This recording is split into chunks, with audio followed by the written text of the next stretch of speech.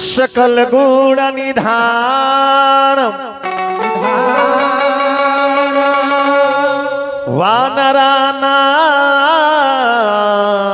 वानरानामधीशं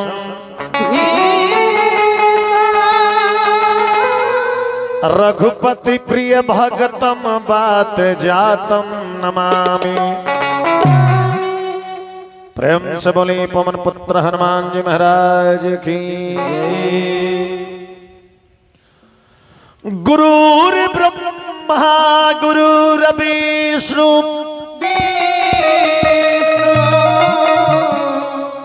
गुरुर्देवो महेश्वरा गुरुर् साक्षात् परब्रह्म तस्मै श्री गुरुवे नमः। प्रेम से बोली अपने अपने गुरु महाराज की। आज केश मैया की, कृष्ण कन्हैया की, कामधेनु गैया की, अपने अपने माता पिता की, अपने अपने गुरु महाराज की। आई देवता सबे हेलो। सर्वप्रथम इस साजबाज के माध्यम से आदि शक्ति मां जगदम्बा के वंदना, तत्पश्चात ठाकुर जी के जैसन कृपा। सभे ताली बजा के बोली आगाई कि तोहरा चरण में शीशई, तोहरा चरण में शीशई झुकावत बा। आजा आजा आजा माई, तोहर बेटाई बोलावता। आजा आजा आजा माई, तोहर बेटाई बोलावता। ताली बजत है।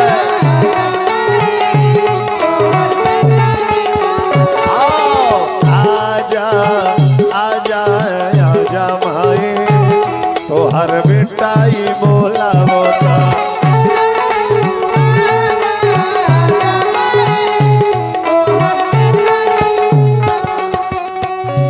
तोहरा चरण में शीशई, तोहरा चरण में शीशई झुकावत बा। आजा आजा आजा माई, तोहर बेटाई बोलावता। आजा आजा आजा माई, तोहर बेटाई बोलावता।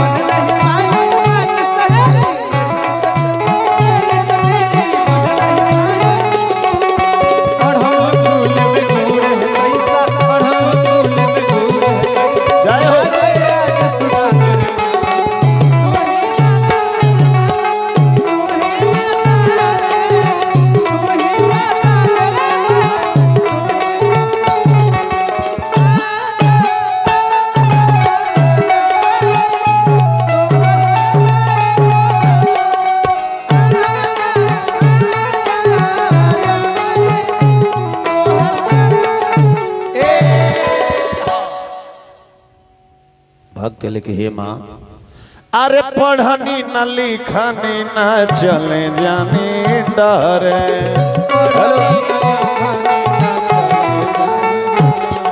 अरे ये हो शेरा वाली माई आशा बाटे तहरे।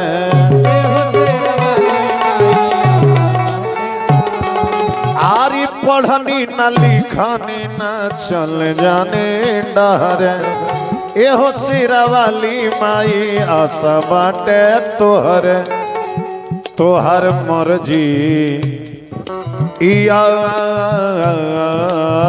जे तोहर मर्जी यार जी तोहर मर्जी यरजी लगा बतबा आजा आजा आजा माई तोहर बेटाई बोलावता आजा आजा आजा माई तोहर बेटाई बोलावता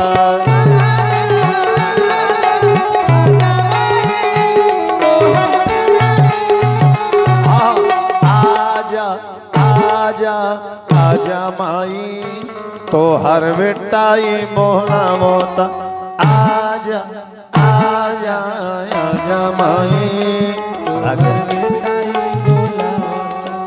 आजा आजा आजा माई तोहर बेटाई बोलावता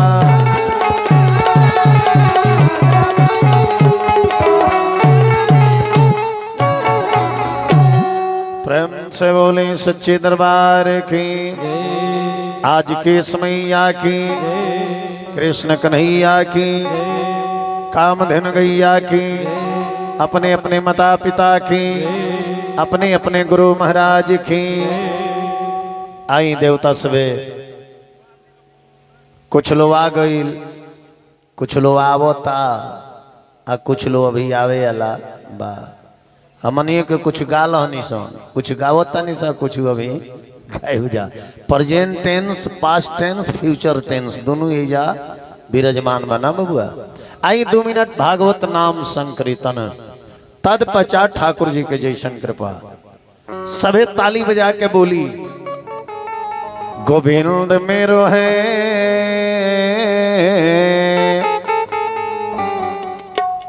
गोपाल मेरो है जय जय बाकी बिहारी नंद लाल मेरो है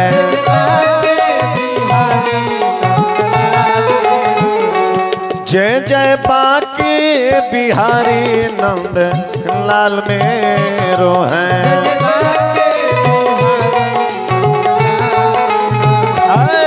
गोविंद मेरो है गोपाल मेरो है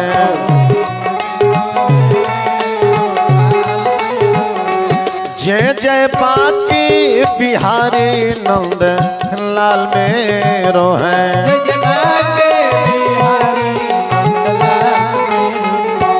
जय जय राधा तनी को डाल दी हल्का सही को जय जय राधा रमन गिरधारी गिरधारी श्याम बनवारी जय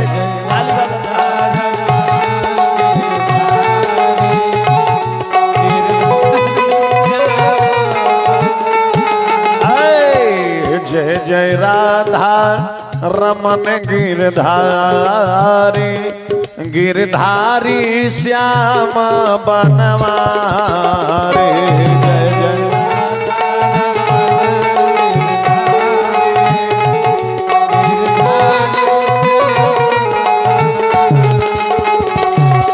गोविंद मेरो है हो गोपाल मेरो है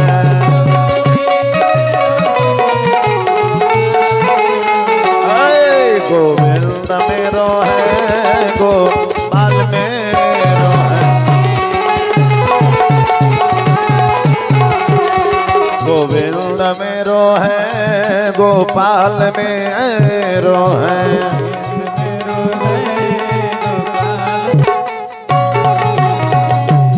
प्रेम से बोले वृंदावन बिहारी लाल की आज की समैया की कृष्ण कन्हैया की कामधेनु गैया की अपने अपने माता पिता की अपने अपने गुरु महाराज की आई देवता सवे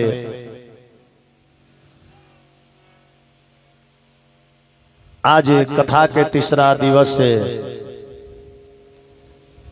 ये हर मंच से संदेश मिलेला। जब भी समय मिले जे करोड़ों रउआ के दे लेबा, जी रउआ के स्वस्थ रख लेबा, समय मिले तो कुछ ना कुछ में के अंश लेके अपना आस्था के अर्घ जरूर धर्म के नाम पर लगावे के चाहिए है। लेकिन ये बेरा के समय में कि भगवान के कथा में जाए खातिर लोग के लगे समय नहीं खे, धर्म स्थल पर जाए के समय नहीं खे, वक्त नहीं खे, चलना हो कथा सुने का कहले बड़ा समय नहीं खे मिला। गाना काटाता, गाना कोड़ाता, गाना चिल्लाता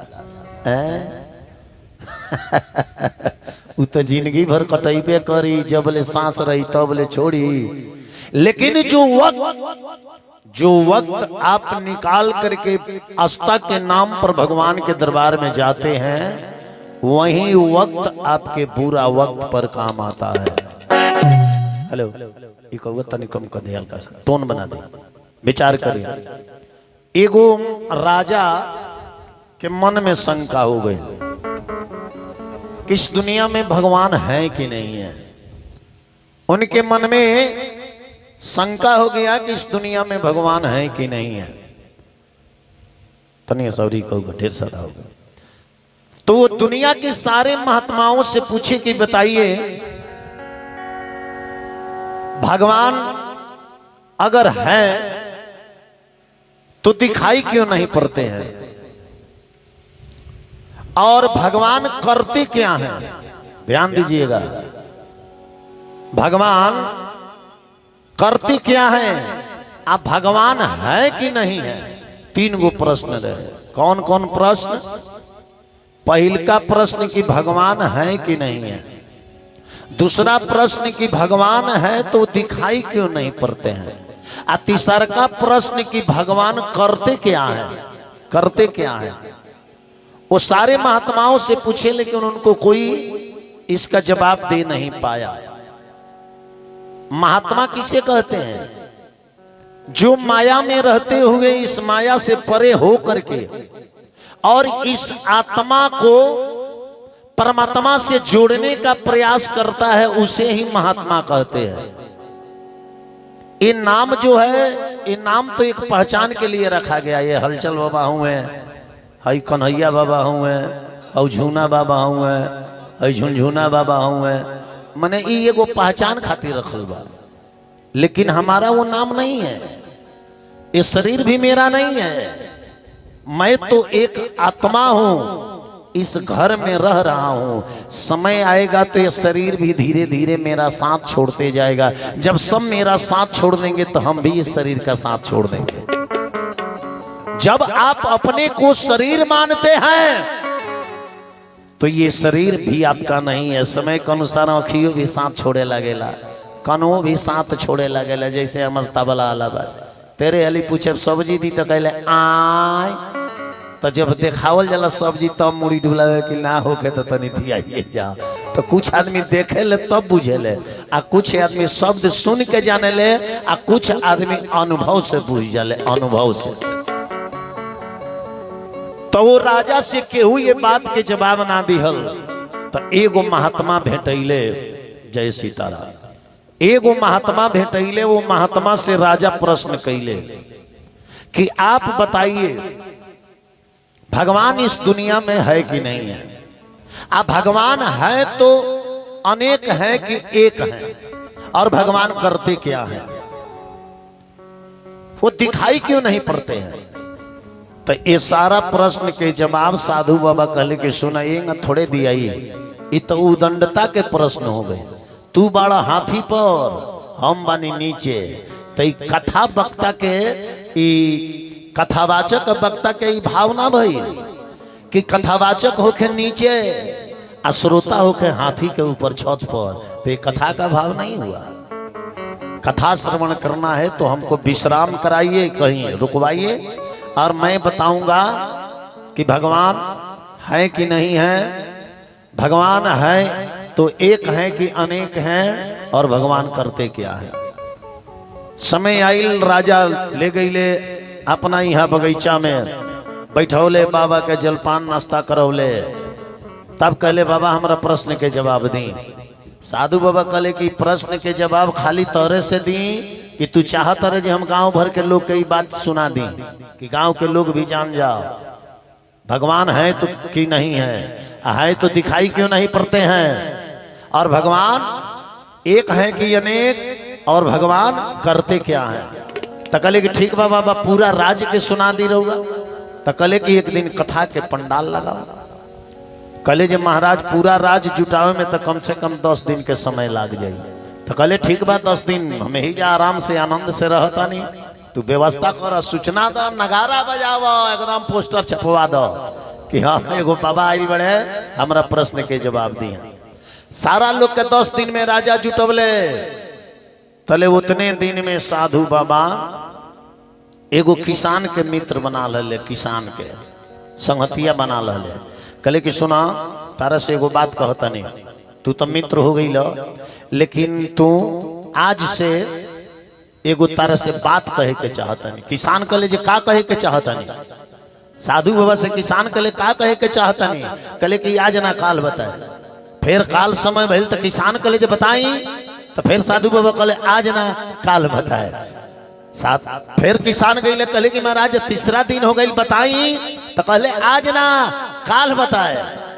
अब तो किसान फिर में पड़ गए, बाबा एकदम डेटे पर डेट डालता रहे। एक आदमी गाँव में ना होला जो इमरजेंसी में रुआ से कर्जा ले जाई है आ जो मांगे जाए तो कहीं सुनी ना रुआ आवे में 1 घंटा विलम्ब कर देनी। अबे हमरा लगे रहल है, लेकिन एक आदमी को अबे दे देनी है, अब बीहने रुआ के दिया जाए।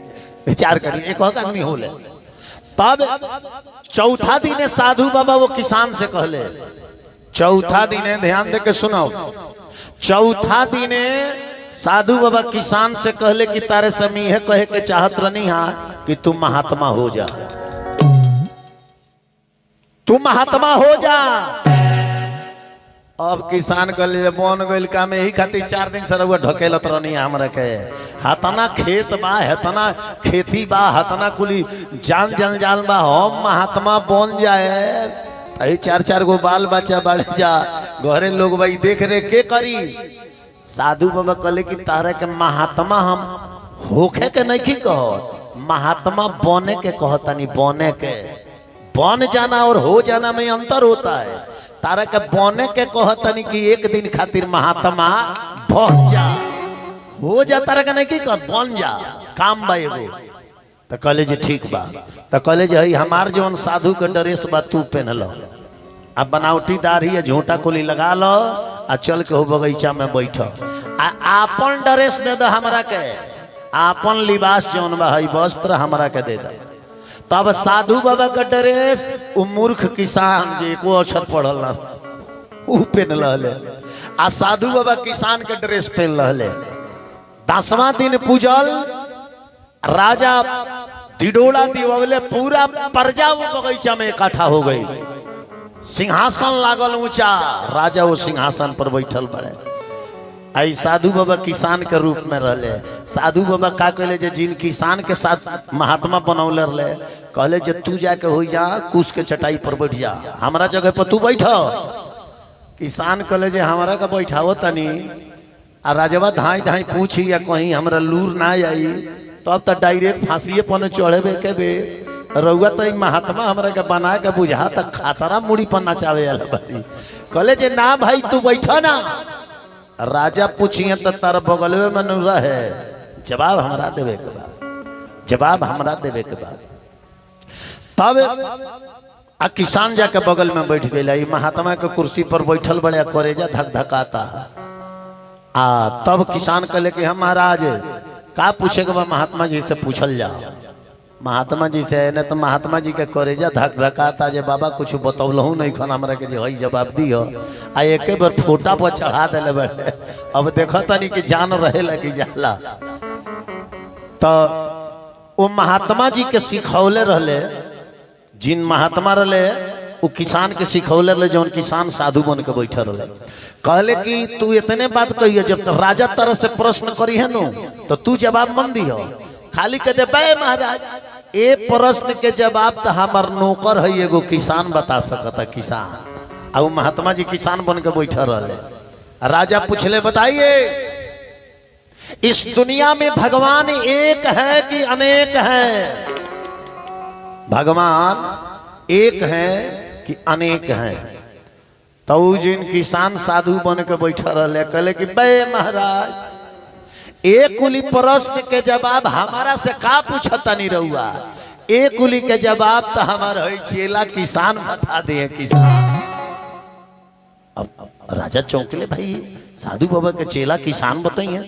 और राजा का जानत ले जे किसान के रूप में जे बाबू महात्मा जी हो आई महात्मा जी बनल बनल भाई खाली ड्रेस पहन के। तो ठीक है बताइए। तब किसान गईले कले कि महाराज हम बता देंगे भगवान एक है कि अनेक है। पहले आप थोड़ा मड़ी मंगाइए, मड़ी अपने राज्य से मड़ी मंगाइए। एक थाल मड़ी मंगौले राजा, एक थाल मड़ी आई। तब साधु बाबा कहले कि एक एक करके हमको गिन कर दीजिए, एक एक करके गिन कर दीजिए। तो राजा एगो हाथवा से उठौले तक साधु वो किसान के हाथ में दले कहले कि एक। फिर दूसर का अले तो साधु बाबा कहले किसान कहले हाँ हाँ ये ठीक बा एक है, ये एक है अब और गिनो। तो दूसर का उठौले तो कहले कि दो। किसान कहले कि झूठ, ये दो नहीं है, ये भी जो हाथ में लिए हैं एक ही है।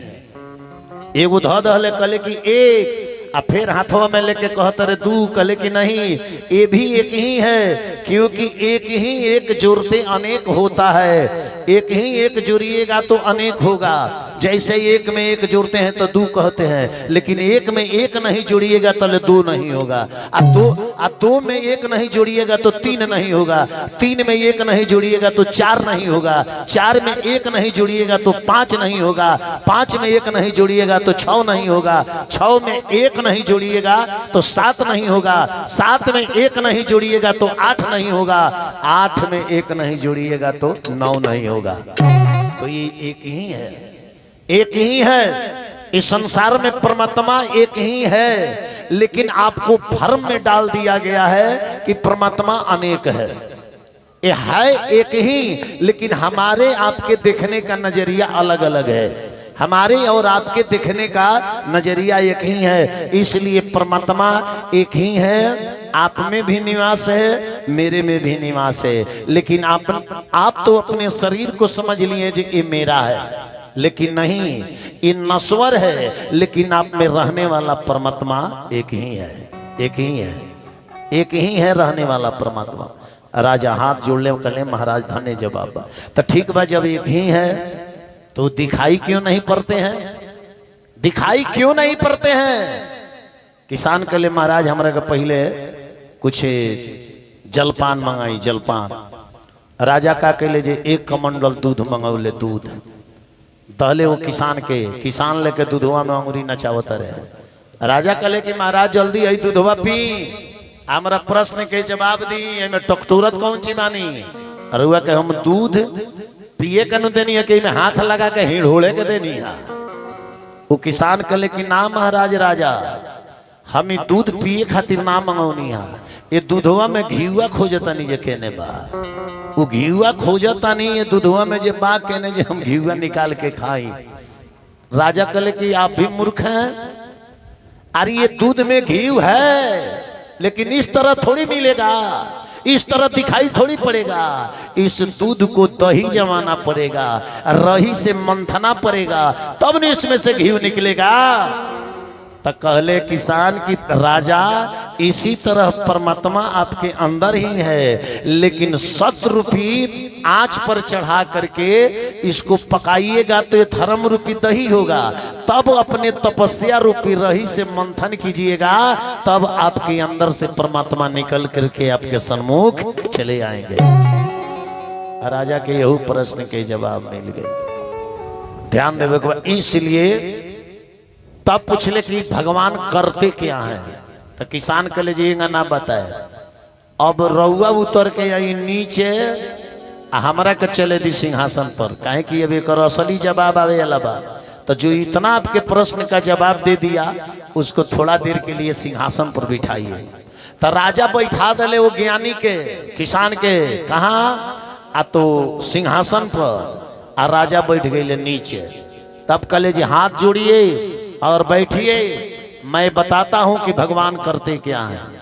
सिंहासन पर बैठ के आउ किसान जी साधु किसान बन रहे, आंख बंद करके आराम से सूते लगले, सांस खींचे लगले। करे महाराज हमरा के नीचे बैठा दनी राजा के, अब अपने रहुआ सिंहासन पर बैठ कर के सूते खातिर हम कर देनी। हाँ, प्रश्न के जवाब दी कि भगवान करते क्या है। किसान एक चाटी मरले, कले के मिलने पते ना चलो, भगवान यही करते हैं। ऊपर वाले को कभी नीचे लाते हैं तो नीचे वाले को ऊपर ले जाते हैं। अभी थोड़ी देर पहले हम नीचे थे, आप ऊपर थे ना, थोड़ी ही देर में हम ऊपर आ गए और आप नीचे चले गए। तो भगवान यही करते हैं, जो ऊपर रहता है अहंकार आता है तो उसको नीचे कर देते हैं, और जो नीचे आता है उसके अंदर सद्भावना रहता है तो भगवान उसको ऊपर कर देते हैं। तो हमारे परमात्मा है, लेकिन उतना तपस्या तब करे तो आना। तब 5 रुपये के अगरबत्ती आ 2 रुपये के कपूर। जय हो दुर्गा जी, ये काली माई। लइकवा विदेश चल जाई नु, तारा दरबार में हरि कीर्तन कराए।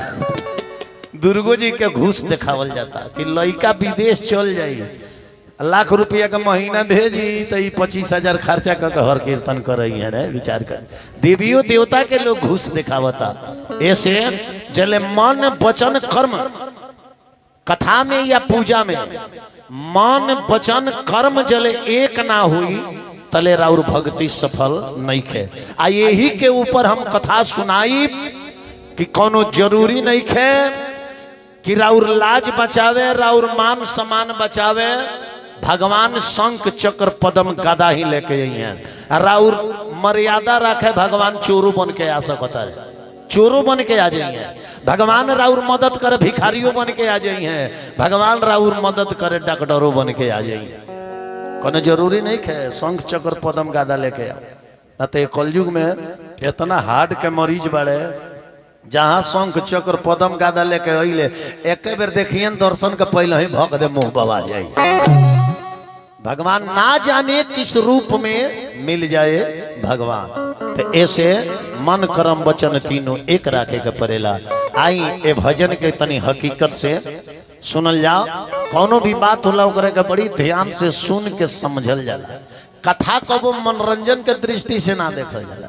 बीच बीच में तो हलचल बाबा तनी हंसा के मनोरंजन कराइए दिले, लेकिन फिर अपना पॉइंट पर आ जाए कि हम बानी का पॉइंट पर ध्यान देवे के बाद कहीं रही दिन भर, लेकिन अपना सही मार्ग पर एक बार जरूर चल जाए के चाहिए। ताई बड़ा भाग से मानव के जीवन मिलल बा। ई जिंदगी है जवानी लागले ना रही, हर चीज के समय निश्चित बा। जय डेट जग के डलाइल हुई नो, ओह दिन में ये जगिया के पूर्णावतियों के दिन में वही कागजवा पर लिखाई गई। जवना कागजवा पर लिखल हो कि हे तारीख के शुरू हुई, वही कागजवा पर नीचवा लिखा गया कि हे तारीख के ही समाप्त हो जाए। वही लेखनिया जवना कागज पर भगवान जवना भोजपत्र पर लिखले कि रौरा हे तारीख के जाता नहीं, वही पर नीचवा लिखा गया जब फिर हे तारीख के वो जैसे ट्रांसफर हो जाए के बाद मनी ट्रांसफर मार देवे के बाद विचार करी कहीं लागले ना रहेला। आजकल के युवा लोग से कहे दुनिया के कोनो समाज में रही, लेकिन किसी बुजुर्ग किसी पुरनिया का अपमान मत कीजिएगा अपने जीवन में। अगर माता पिता के लिए संसार को छोड़ना पड़े तो छोड़ दीजिएगा, लेकिन संसार के लोगों के लिए अपने माता पिता को कभी मत छोड़ना। ध्यान दीजिएगा। अब तो सोचता रहे कि बाबूजी बूढ़ा गई नहीं, कामना काम के बारे वृद्धाश्रम में डाल दो, आ तू वो पद पर ना जीब।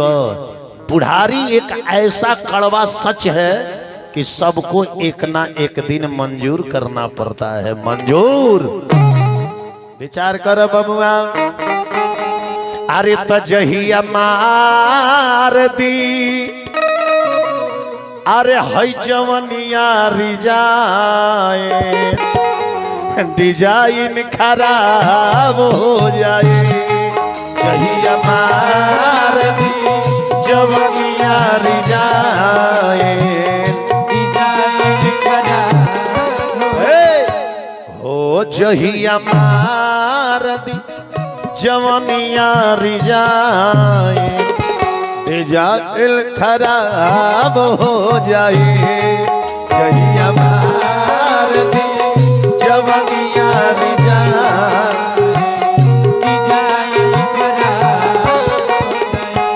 जहिया जवानी रिजाइन मार दी तहिया जानता नहीं का होई चेहरा ही न वो दिन सुपर फाइन एगो समय बा कि सूत के उठते लोग शीशा देखता केस झाड़ के तो बहरी निकलता बाबू एगो समय आई जे शीशवा देखावल जाई नु लोग कहे हटाओ रे मखिया बच्चा कमा काता वो समय आ जाई चेहरा ही न वो दिन सुपर फाइन डिजाइन खराब हो जाए जहिया मार दी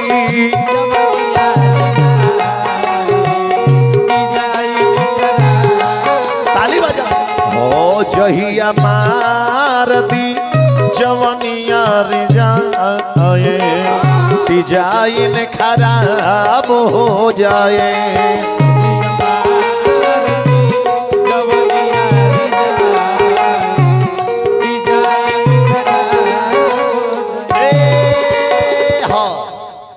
ये जवानी कहाँ से रिजाइन मरेला देवेंद्र बाबा है मूड़ी पर से यही पर से अरे सर की जो सर से वो धीरे धीरे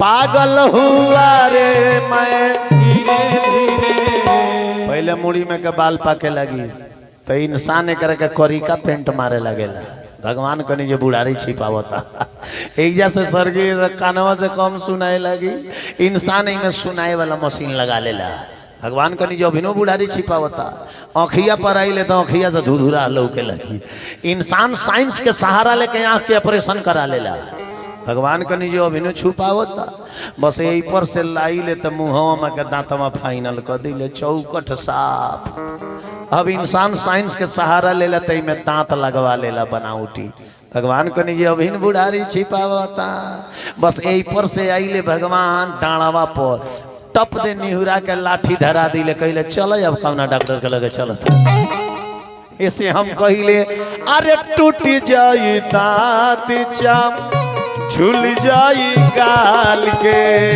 टूट जाई दांत टूट जाई दांत चाम झूल जाई गाल के खिचली परान हाथ मुहवा में डाल के खिचली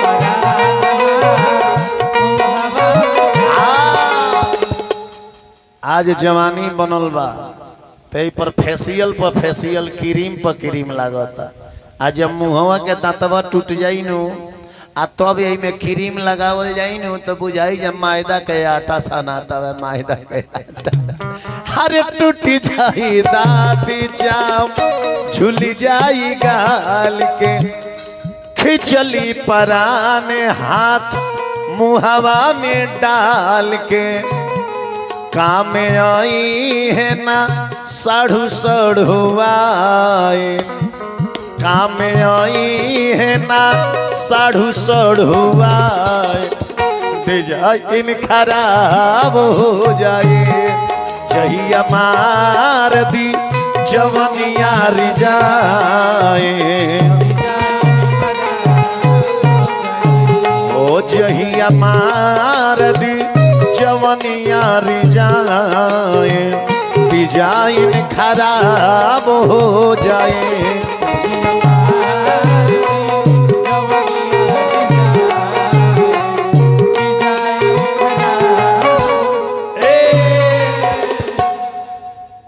विचार बड़ी घबराता था विचार करें ऐसे कहिले कि भला किसी का कर न सको तो बुरा किसी का मत करना भला किसी का कर न सको तो बुरा किसी का मत करना फूल नहीं बन सकते तो तुम काट बन कर मत रहना फूल नहीं बन सकते तो तुम कांटे बन कर मत रहना। ताली बजा, अबे बजाओ। भला किसी का कर न सको तो बुरा किसी का मत करना। फूल नहीं बन सकते तो तुम कांटे बन कर मत रहना। फूल नहीं बन सकते तो तुम कांटे बन कर मत रहना।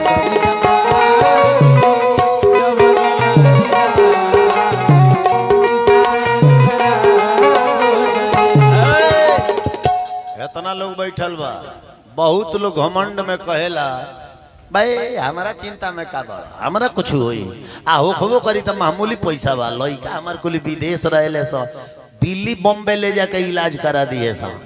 लेकिन हलचल बाबा जानता नहीं का कहिले, अरे जह दिन आ जाई उनकर बुलावा सेट नाही करी कौनो डॉक्टर के दावा।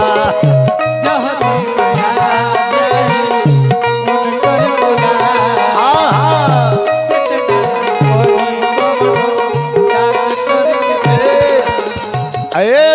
दिन आ जाई उनकर बुलावा सेट नाही करी कौनो डॉक्टर के दावा। हो जहिया मौते आके, जहिया मौते आके मारिया पनसाई। हो जहिया मौते आके मारिया पनसाई। डिजाइन खराब हो जाए जहिया मार दी जवानिया जाए। डिजाइन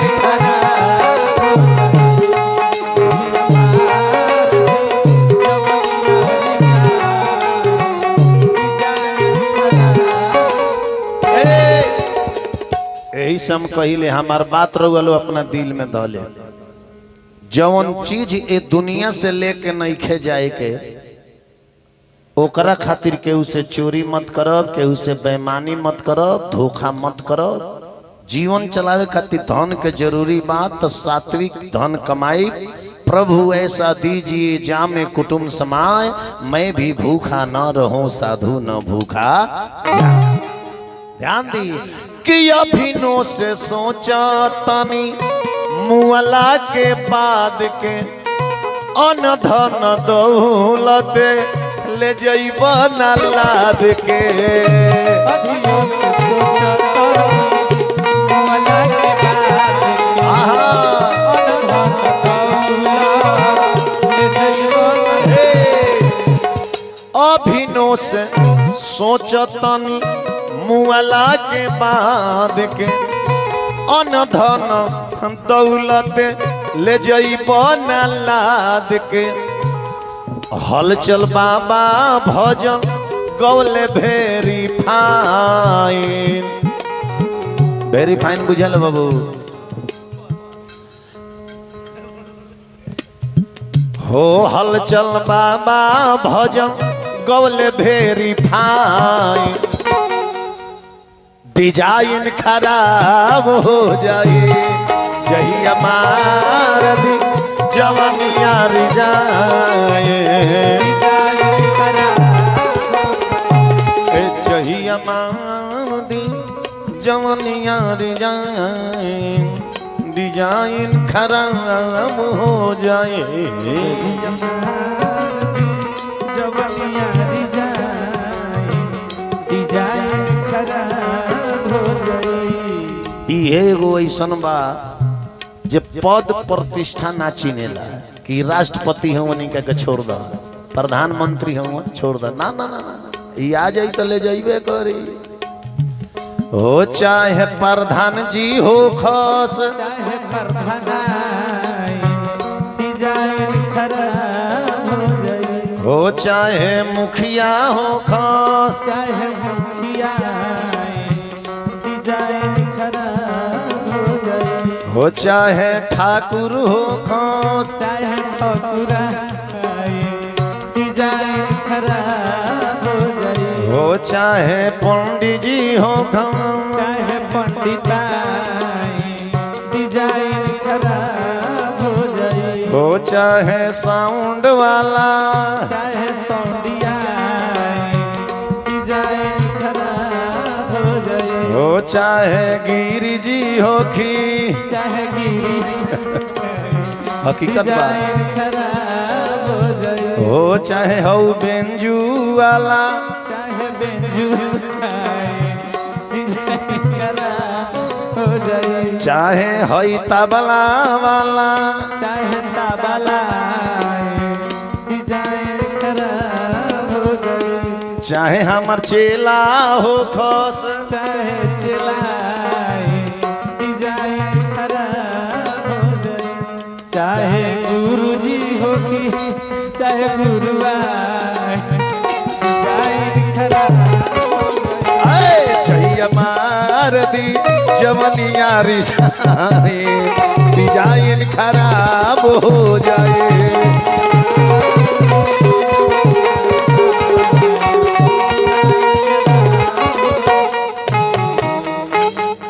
जय हो जय। चाहे यहाँ के होखी, चाहे हकाई डिजाइन खराब हो जाए। प्रेम से बोली वृंदावन बिहारी लाल की जय।